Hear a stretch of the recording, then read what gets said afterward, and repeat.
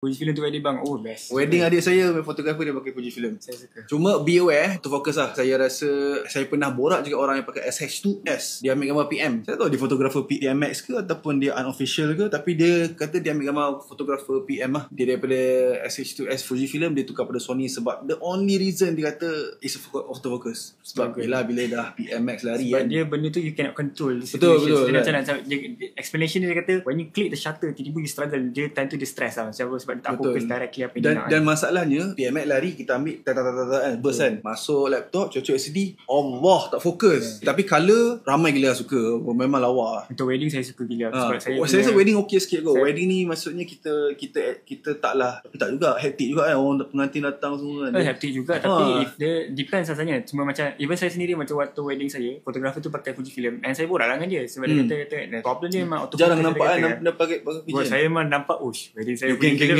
senyum lah. Gambar Fuji. Bang, Fuji tapi tu lah autofocus. Dia kata ada certain time dia struggle sikit and cara dia nak ambil pun macam you need to take your time lah. Betul. Fuji memang take your time sikit lah.